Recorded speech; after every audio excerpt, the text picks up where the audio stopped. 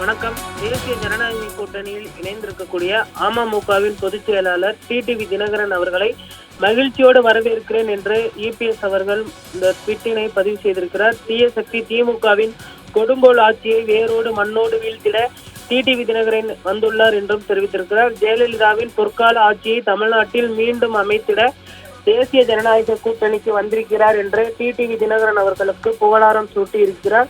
கடந்த சில மாதங்களாகவே இபிஎஸ் மற்றும் டிடிவி தினகரன் உள்ளிட்ட இருவருக்கும் இடையேயான அந்த முரண்பாடும் மோதல் போக்கும் நீடித்து வந்த நிலையில் முதன்முறையாக இபிஎஸ் அவர்கள் டிடிவி தினகரன் அவர்களை வரவேற்று இந்த எக்ஸ் தளத்தில் இந்த பதிவினை வெளியிட்டிருப்பது குறிப்பிடத்தக்கது. இதன் மூலம் டிடிவி தினகரன் அவர்களை தங்களுடைய கூட்டணியில் இணைந்து செயல்படுவதற்காக ஒரு முன்னோட்டமாக பார்க்கப்படுகிறது. வரும் 23ஆம் தேதி பிரதமர் நரேந்திர மோடி அவர்கள் மதுராந்தகத்தில் நடைபெறக்கூடிய பொதுக்கூட்டத்தில் கலந்து கொள்ள இருக்கிறார்.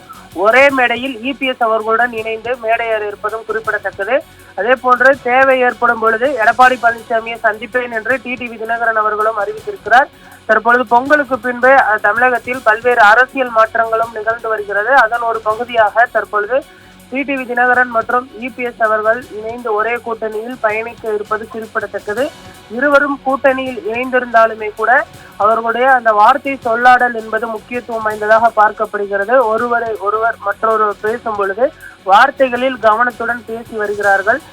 இந்த செய்தியாளர் சந்திப்பின் பொழுது அவர் எடப்பாடி அவர்களை சந்திப்பீர்களா என்று கேட்கும் பொழுது தேவைப்பட்டால் நான் சந்திப்பதற்கு தயாராக இருக்கிறேன் என்றும் தெரிவித்திருந்தார். இந்த நிலையில் ஓபிஎஸ் மற்றும் தனித்து விடப்பட்டிருக்கிறார். அவர் எந்த கூட்டணியை தேர்ந்தெடுக்க போகிறார் அல்லது ஏதேனும் கட்சியில் தன்னை இணைத்துக் கொள்வாரா என்ற ஒரு கேள்வியும் எழுந்திருக்கிறது. இந்த நிலையில் இபிஎஸ் அவர்கள் டிடிவி தினகரன் அவர்களை வரவேற்று வெளியிட்டிருக்கக்கூடிய பதிவில் தீய சக்தி திமுகவின் கொடுங்கோல் ஆட்சியை வேரோடு மண்ணோடு வீழ்த்திடவும் வாரிசு அரசியலுக்கு முற்றுப்புள்ளி வைத்திடவும் புரட்சி தலைவி அம்மா அவர்களின் பொற்கால ஆட்சியை மீண்டும் தமிழகத்தில் அமைத்திட தேசிய ஜனநாயக கூட்டணியில் இணைந்துள்ள அம்மா மக்கள் முன்னேற்ற கழகத்தின் பொதுச் செயலாளர் திரு டிடிவி தினகரன் அவர்களை அன்போடு வரவேற்று அவருக்கு எனது மனமார்ந்த வாழ்த்துக்களை தெரிவித்துக் கொள்கிறேன்.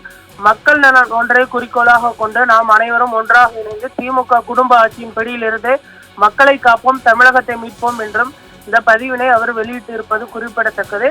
பொங்கலுக்கு பின்பு டிடிவி தினகரன் அவர்களை மட்டும் கூட்டணிக்குள் இணைத்துக் கொள்ள சம்மதம் தெரிவித்திருந்த இபிஎஸ் அவர்கள் தற்பொழுது அவரை மட்டும் இந்த கூட்டணியில் இணைத்துக் கொண்டிருக்கிறார். அதே வேளையில் ஓபிஎஸ் மற்றும் சசிகலா உள்ளிட்ட இருவரையும் தனித்து விடப்பட்டிருக்கிறது. தமிழகத்தை பொறுத்தவரை அதிமுக தான் கூட்டணிக்கு தலைமை தாங்குகிறது என்று சொல்லப்பட்டாலுமே கூட டிடிவி தினகரன் அவர்கள் பியூஷ் கோயல் அவர்களை சந்தித்து கூட்டணியில் இணைந்திருப்பது குறிப்பிடத்தக்கது. இபிஎஸ் அவர்களை நேரடியாக சந்திப்பதை தற்பொழுது தவிர்த்திருக்கிறார். ஒருவேளை தேவைப்பட்டால் கூட்டணிக்குள் அவரை சந்திப்பதற்கும் தயாராக இருக்கிறேன் என்றும் தெரிவித்திருக்கிறார்.